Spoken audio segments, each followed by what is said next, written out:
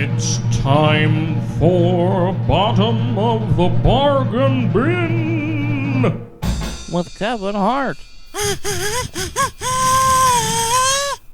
Welcome back to Bottom of the Bargain Bin. I'm your host, Kevin Hart. One of my favorites, I'll just say my favorite Christmas movie of all time, even though that it's not, a movie, it's maybe 30 minutes with commercials, is How the Grinch Stole Christmas, the original cartoon. Oh my God, there he is. There's our boy. I love him so much. It's such a great special, always a big part of my childhood and a lot of people's childhoods, I'm sure. I mean, this How You're a Mean One, Mr. Grinch, that's a classic. I actually sang that on the air one time, so I'm going to have to share that at some point soon if I can find it, but there's been a lot of adaptations of The Grinch over the years. The first one actually was from 1992. It was narrated by Walter Matthau, and it was basically just the book that they kind of took pictures of and pseudo-animated it. I bugged my parents because I wanted them to rent that for me when I was younger. Not very good, but it's another Grinch-related thing that isn't the original, so it's cool, I guess.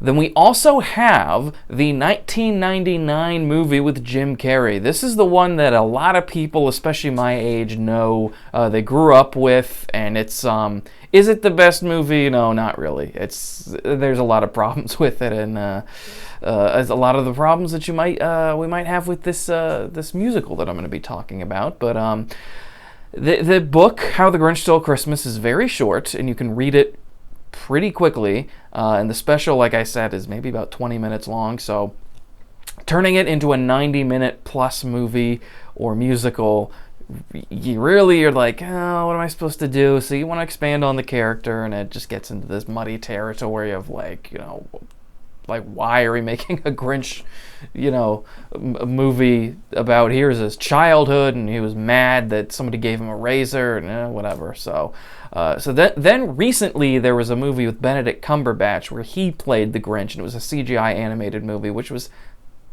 mildly successful. A lot of marketing for it, which we'll get into that in a bit. But then recently there was a new musical starring Matthew Morrison as the Grinch, and that premiered on NBC just a couple nights ago. Now, How the Grinch Stole Christmas, the musical, is an established musical that has been around for a long time. The first production was in the 90s, but it didn't really kick off until the mid-2000s when it became a mainstay, especially in London, and it's toured around a bit in the US. This musical, much like the previous film adaptations that are like 90 minutes plus, this one is stretched out quite a bit to fit the length of a stage musical, and like many movies that get turned into musicals, even if there's music in them, they had to write more songs for it. Now, you have the classic songs, You're a Mean One, Mr. Grinch, the Da-Hoo, Do-Re, you have that, but then you have all these other new songs that kind of aren't that good. If I say so myself. I mean, I wasn't a huge fan of them. They're average sort of modern musical theater feel, and some of them tried to have the quirky sort of jazziness of some of the, like, You're a Mean One, Mr. Grinch. But it didn't work as well for me. As you can see this picture here, there's two dogs there. One is old Max, one is young Max. Now, Max has a bigger role in this musical. He actually speaks. Now, this is not uncommon for stage musicals to have animals, sometimes played by humans in, animal suits. Think of Cats. We all know how well that movie went, the movie version of that. But, they're people playing cats. They're in the cat costumes, and there's all that sort of thing. But this one, Max narrates it because, of course, all the movie versions are narrated. Even going back to the TV special, narrated by Boris Karloff, who also voiced the Grinch. Side note here about Boris Karloff: his great aunt was Anna Leon Owens, who The King and I is based off of. I found that out last week in a tweet, and I said, well, that is ridiculous, and I looked it up, and sure enough, it's true.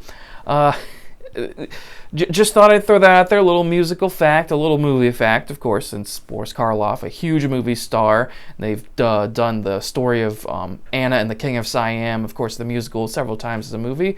But going back to Boris Karloff, the original Grinch and the narrator of that, and then Thurl Ravenscroft, excuse me, he did the song. A big bass singer who, if you listen to any musicals from around the 60s and earlier, and even going later, he did a lot of bass voices, a lot of dubbing, and also was the voice of Tony the Tiger for quite a bit until his death.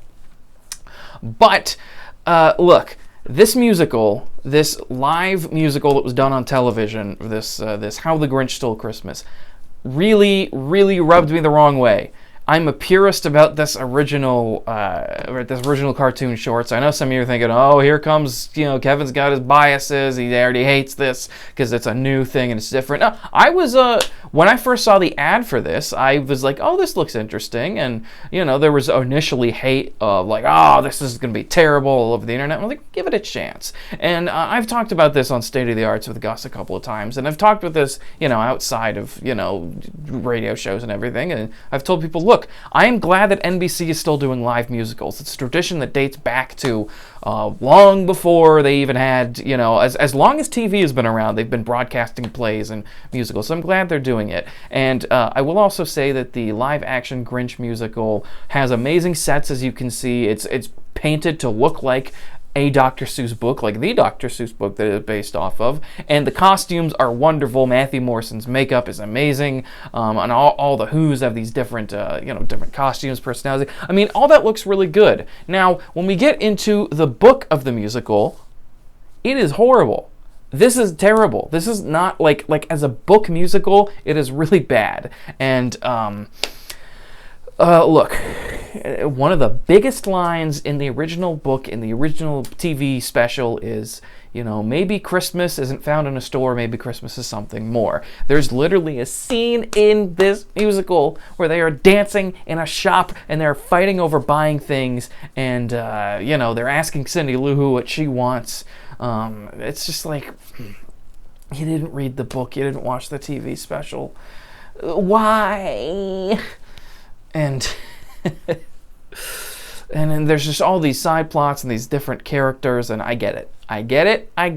They had to stretch it out to 90 minutes. You have to do something. Same thing happened with even the movie version of Cat in the Hat. They had to do that. The Lorax, everything. But, it's this whole...